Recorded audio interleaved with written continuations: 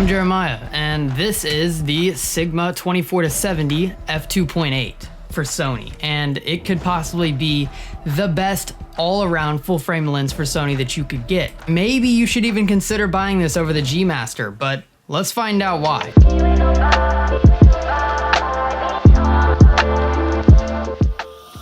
So guys, let's talk about this 24-70 f2.8. So first of all, the build quality. Just like most Sigma lenses, you're not going to be disappointed in the build quality. It's actually really nice. When you are using this lens, you don't feel like you're cheaping out. So the Sigma actually zooms really nicely. It's just a nice fluid zoom. It's not too tight. It is a little tight when you get it, it seems, but it loosens up pretty quick, and then you're good to go with these smooth zooms. Also, we do have these little switches right here, the AF/MF switch, autofocus, manual focus. We have the focus hold button, which I actually have set to custom white balance. And then we finally have the zoom lock button. So when you flip this, it can lock at 24 millimeters. And you can still zoom it, but it just kind of holds it in place for whenever you put it in a camera bag, or maybe you just don't want to accidentally nudge it, just like a little touch to it. So it'll help you out with that, and you wouldn't have any issues there. That little lock button's kind of nice. I've actually never had a lens like that. It's pretty cool. I actually have used it a few times. And do keep in mind this aperture is a constant f2.8, and what that means is that you're gonna get f2.8 all the way from 24 to 70 the whole way through. So you're not worrying about like what you get with a kit lens, like the 3.5 to 5.6. That gets really annoying because you have to adjust those settings once you zoom in again. Now let's talk about the image quality, but I want to look at the photo side first, and then we'll cover the video side after that. The image quality is actually pretty great. It has plenty of wide angle for your wide angle needs, and it has your zoom in for your portrait needs, and pretty good blurry background. It's not the best background blur, it's not like an f1.2, but it is gonna give you some pretty good background blur because f2.8 on a full frame is pretty blurry. I'm not seeing any horrible chromatic aberration or anything like that that's gonna distract you during looking at this photo. I'm not gonna pixel peep though, because I really don't care to. It's not my style, not my thing to do that. I'm pretty sure nobody's gonna be zooming in to max on my Instagram photos just to see if there's a little bit of chromatic aberration in this lens. Does it look good?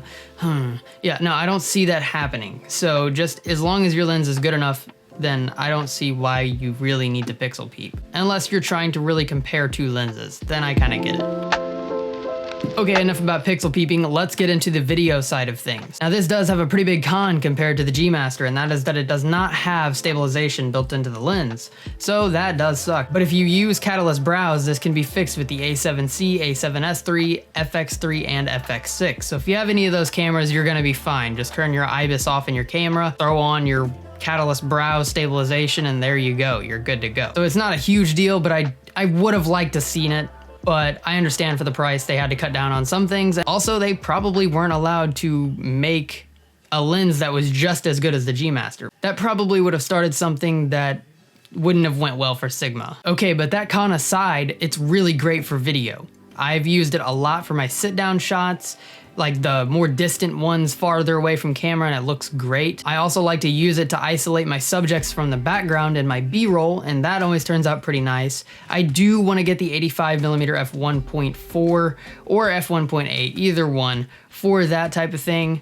We're really isolating backgrounds and getting good portraits, but I'm just not there yet, and I'm really not too concerned. It's just whenever I get it, I get it. But throughout the time that I've used the Sigma 24-70, it has always done great with isolating background.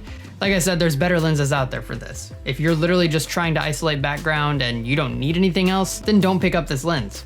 But if you're needing an all-around good lens that can cover all these important focal lengths, 24-70, all these important focal lengths that it's gonna cover, by the way, is 24, 35, and 50 millimeters. Those are all pretty well used focal lengths in cinematography. That saves you from having to buy 2 other primes, because yes, you could get 3 primes for all 3 of those focal lengths, and that is definitely the best way to go for your image quality. There's 2 reasons you might not want to do that. 1, budget. 2, time of switching lenses versus zooming in on your lens. I mean, think about switching a lens versus just going, oh, I need 70 millimeters. There we go. You know, it's just that much easier. It really does depend. What do you need? What is your budget? How is it all working out? And that is another thing with the G Master. Can you really afford that? Do you really need that? Because the only thing it's really giving you is that extra bit of stabilization and maybe a little bit more image quality, but not much, not $1,000 difference. It's just not worth it to me. Trust me, I think G Master is awesome. I've never had one, but I've always wanted one. I do have a G, but I don't have a G Master. Why does G Master sound like a cheesy 80s rapper?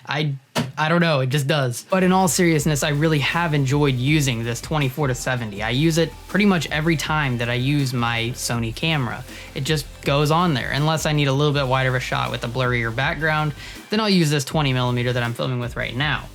That lens is a whole other beast. I have a review on it. Top right hand corner of the screen, go check it out. This is great for all around. Like, let's say I'm gonna go somewhere and I don't really know what lens I need, because I'm just not really sure. Maybe I'm just going on a walk, or maybe I'm going to a friend's house and we're gonna film something. If I'm ever in doubt, I would always take this lens every single time, because you're gonna have 24-70 covered with an f2.8. There's no reason not to have this lens unless you have 3 primes and you're just good to go with that. I understand image quality is awesome with primes, but budget and time. And that's not to say that I'm not gonna get any more primes in the future, because I will. But as of now, this has done great, and I'm not regretting this lens at all. I don't think you will either, and I would choose it over the G Master just because of that price. Anyways, guys, that is it for this little video review. I'm not trying to do all these technical spectacle reviews where everything has to do with specs. I'm kind of getting out of that phase now. I'm just ready to create, use my gear, and tell you what I like about it, what I don't. So, quick little recap. The biggest con of this lens is no stabilization. And the biggest pro would be that it's an all-around awesome lens. It just does pretty much anything you need it to. Just quick tip, if you use your crop mode in your Sony, it looks really nice, and then you get that extra zoom, that extra bit. How the lens didn't make it to 100mm, how that bothered you, well now it can, and you won't even see the difference of quality loss. If you're still debating on this lens, just remember, if you're gonna get a kit lens, it's just not gonna be as good. I'm sorry, but it just won't. If this is all that's in your budget, a kit lens with your camera, then that's perfectly fine. Then don't worry about it at all. Just start with something, a camera and a lens, and go out and create. That's the most important part. I don't want you guys to get wrapped up in the gear, but I do want you to understand that a lens like this that is really dedicated, it's gonna be a lot better. It's got an f2.8 and it just feels nicer, it's much sharper, but kit lenses are a good start. If you don't have the budget for it, don't do it. But if you do and you're debating on it, you're still watching this, then you're probably pretty interested, so I could recommend it. All right, guys, that is it for today's video. Hopefully you guys did enjoy. If you did, feel free to let me know in the comments, show your support by liking the video. That always helps me out so much. Really, really, really does help if you guys like the videos. It's awesome. Thank you guys so much for being here, sticking around, and I'll see you guys in the next one. Later.